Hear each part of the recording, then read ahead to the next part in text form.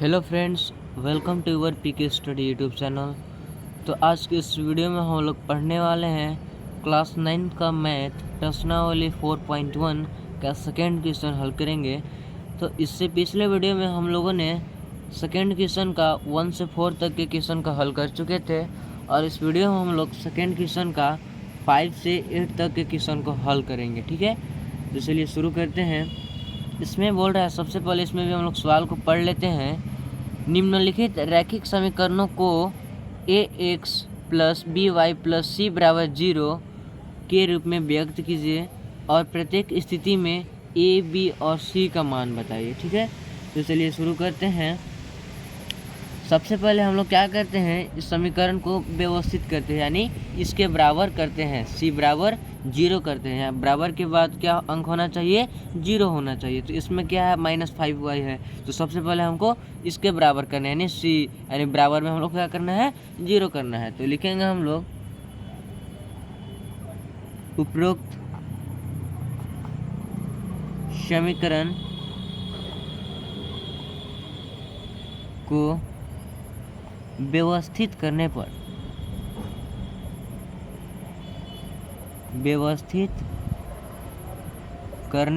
ठीक है, व्यवस्थित करने पर। तो व्यवस्थित किस प्रकार से करेंगे हम लोग? इसके बराबर में करेंगे, यानी सी बराबर 0।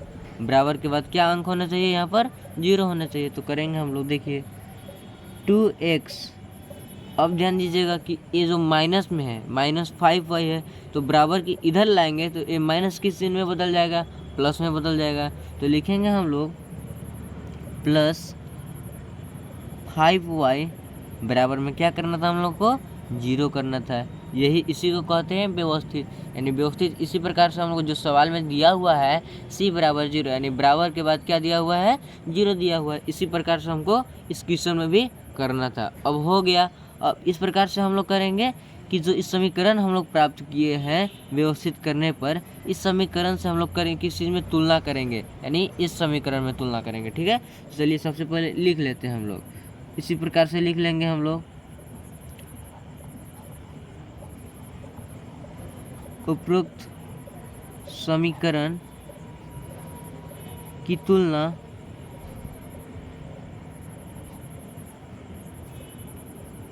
ए X plus B Y plus C बराबर 0 से करने पर। ठीक है, चलिए तुलना करते हैं हम लोग किससे? उपरोक्त समीकरण को तुलना A X plus B Y plus C बराबर से करने पर। ठीक है, तो देखिए अब तुलना हम लोग किससे करेंगे? इस समीकरण जो है, इस समीकरण से इसमें हम लोग क्या करेंगे? तुलना करेंगे। अब इतना करने के बाद हम लोग क्या करते हैं? यहाँ पर जो सवाल में पूछा गया है ए बी और सी का मान भी बताना है हम लोग को। तो चलिए मान हम लोग लिख लेते हैं। अब हम लोग ए बी और सी का मान इस समीकरण में हम लोग कैसे पहचानेंगे? तो चलिए कंफ्यूज नहीं हो रहा है, यहाँ पर बहुत ही आसान तरीका है हम लोग ए बी और सी का मान बताने के लिए। देखिए जहाँ पर x है, y है, x को हम लोग क्या मानते हैं? a मानते हैं, और y को क्या मानते हैं? b मानेंगे हम लोग। ठीक है, x के जो पहले संख्या दिया हुआ है उसको हम लोग क्या मानेंगे? a का वैल्यू मानेंगे। तो लिखेंगे हम लोग a बराबर x का जो पहले संख्या दिया हुआ है उसको हम लोग क्या मानते हैं? a के मान मानते हैं। तो क्या दिया हुआ है? 2 दिया हुआ है। तो लिख लेंगे 2, यानी a का मान आ गया। जो सवाल में पूछा है a का मान क्या आ गया? 2 आ गया। अब देखिए b का मान क्या हो जाएगा? जो सवाल में यहाँ पूछा गया है b का मान। ठीक है, तो b का मान इस समीकरण में क्या होगा? तो y का जो सामने जो होता है, यानी पहले जो होता है संख्या, उसको हम लोग क्या मानते हैं? b का वैल्यू मानते हैं। तो y का सामने पहले क्या है? 5 है, तो हम लोग 5 लिख लेंगे। यही हो जाएगा b का मान। अब देखिए इसमें c का मान पूछा है। ठीक है, तो c का मान क्या हो जाएगा? 0 हो जाएगा। यही हो जाएगा आपका आंसर। ठीक है, 5 क्वेश्चन का। अब आगे बढ़ते हैं हम लोग 6 क्वेश्चन। क्या बोल रहा है? देखिए 6 क्वेश्चन क्या है?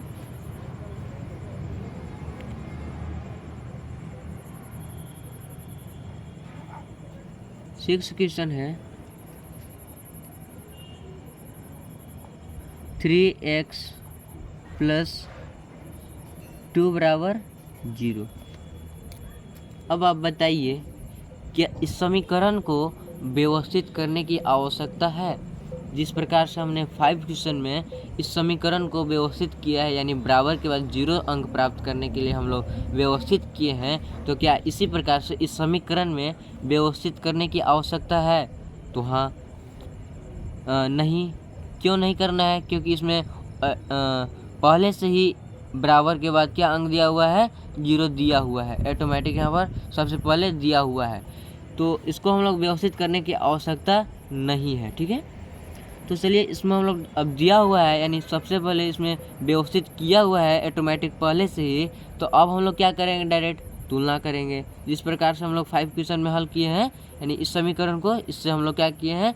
तुलना किए हैं। इसी प्रकार से इस समीकरण को, जो सवाल में दिया हुआ है समीकरण, इससे हम लोग क्या करेंगे? तुलना करेंगे।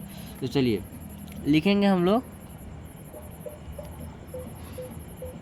उपरोक्त समीकरण की तुलना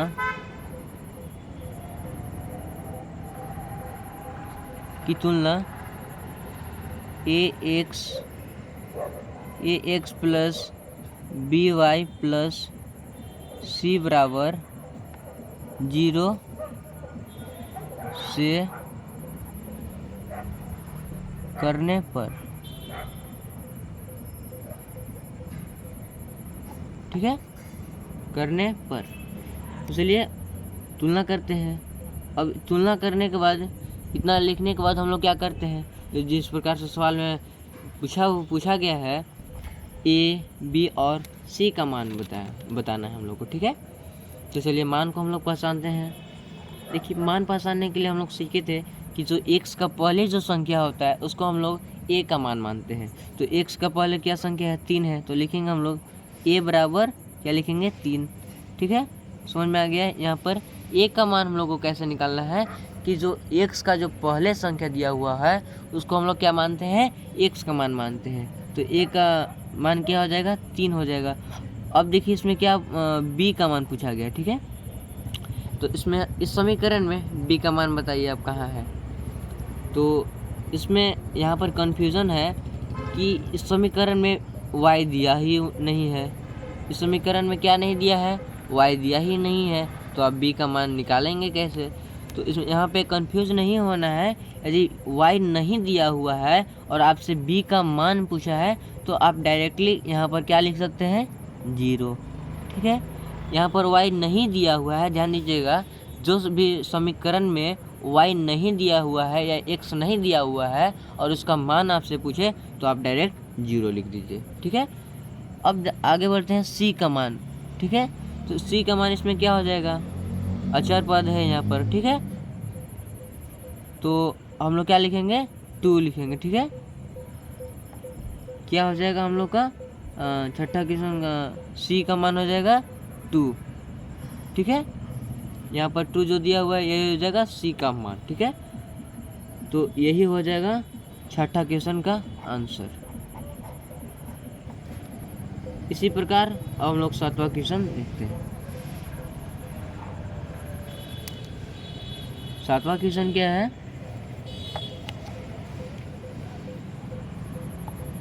y माइनस 2 बराबर 0। अब आप बताइए यहाँ पर, क्या इस समीकरण को व्यवस्थित करने की आवश्यकता है? नहीं। क्यों नहीं है? क्योंकि इसमें ऑटोमेटिक पहले से ही बराबर के बाद क्या अंक है? 0 है, तो इसको व्यवस्थित करने की आवश्यकता नहीं है। तो इसको हम लोग क्या डायरेक्ट करते हैं? यदि व्यवस्थित किया हुआ है जो समीकरण, उसके बाद डायरेक्टली हम उस समीकरण को क्या करते हैं? तुलना करते हैं, जो सवाल में यहाँ दिया हुआ है।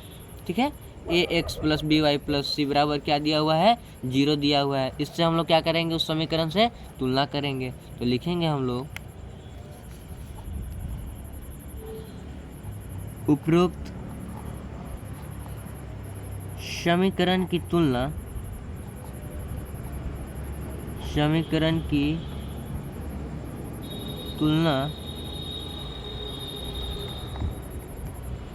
ax plus by plus C बराबर 0 से करने पर।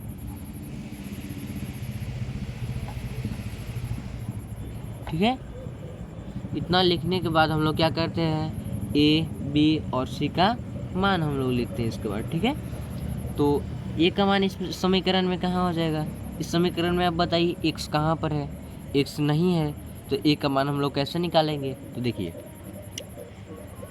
छठा क्वेश्चन में हम लोग सेम टू सेम देखे थे कि यहाँ पर y नहीं दिया हुआ था, तो हम लोग b का मान क्या लिखे थे, 0 लिखे थे।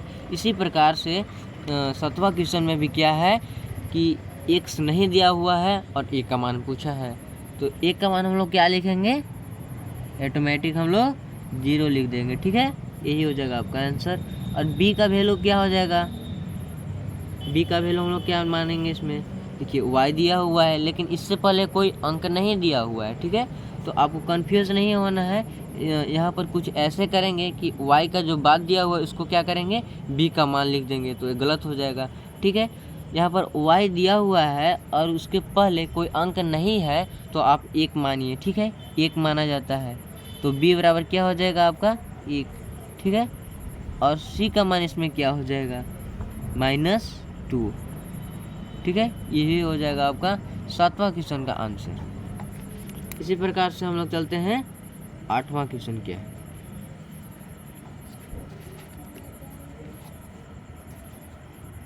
आठवां क्वेश्चन है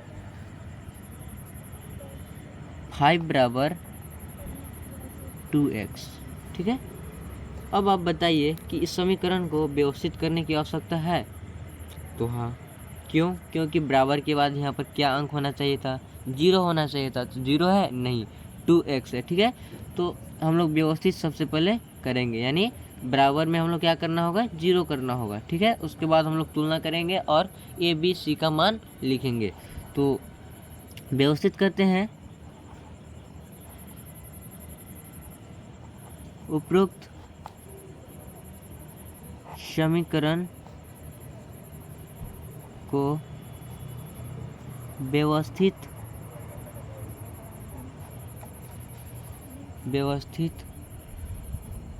करने पर। ठीक है, आगे बढ़ते हैं, व्यवस्थित किस प्रकार से करेंगे, 5। अब ध्यान दीजिएगा कि ये जो 2x आपको दिख रहा है ये किस चिन्ह में है, प्लस में है, तो बराबर के इधर हम इसको लाएंगे तो चिन्ह बदल जाएगा, किस चिन्ह में बदलेगा, माइनस में बदलेगा, तो हो जाएगा 5 - 2x बराबर 0। तो हम लोग व्यवस्थित कर लिए हैं। ठीक है, अब आगे बढ़ते हैं, हम लोग क्या करते हैं, व्यवस्थित करने के बाद तुलना करते हैं, तो लिखेंगे इसी प्रकार से, जस्ट उपरोक्त समीकरण की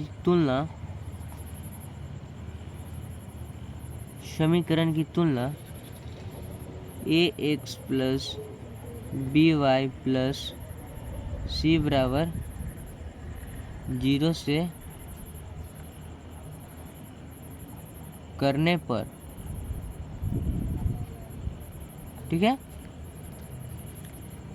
इतना करने के बाद, तुलना हम लोग करने के बाद क्या करते हैं, जो सवाल में हम लोग को पूछा गया है हम लोग से ए बी और सी का मान बताना है। ठीक है, तो हम लोग यहाँ पर ए बी और सी का मान हम लोग लिखेंगे। ठीक है, तो बताइए इस समीकरण में x कहाँ है, यहाँ पर है, तो x के जो पहले संख्या होता है उसको हम लोग क्या मानते हैं, a का मान मानते हैं, तो लिखेंगे a बराबर, यहाँ पर क्या है x का पहले -2 है, तो लिखेंगे -2, यानी a का मान क्या आ गया, -2 आ गया। अब देखिए b का मान क्या आ गया इस समीकरण में, y दिया हुआ है इस समीकरण में तो नहीं, तो y का मान क्या हो जाएगा, यानी y को हम लोग क्या चीज़ से हम लोग समझते हैं, b से समझते हैं। ठीक है, तो b का वैल्यू इस समीकरण में क्या हो जाएगा, 0 हो जाएगा, क्योंकि y दिया ही नहीं है, तो ऑटोमेटिक हम लोग 0 मानेंगे। और c इसमें क्या हो जाएगा, c बराबर क्या हो जाएगा, यहाँ पर क्या है 5 है, तो 5 ही रहेगा। ठीक है, आंसर इस प्रकार से 8वां का आंसर। ठीक है, इस प्रकार से 5, 6, 7, 8 क्वेश्चन का हल हो चुका है और आप इसे नोट्स कर सकते हैं। बहुत ही सिंपल क्वेश्चन है और इस प्रकार से 4.1 का जो फर्स्ट सेकेंड क्वेश्चन है समाप्त होता है। वीडियो पसंद आई होगी तो वीडियो को लाइक कीजिएगा और चैनल को सब्सक्राइब करना बिल्कुल मत भूलिएगा। धन्यवाद।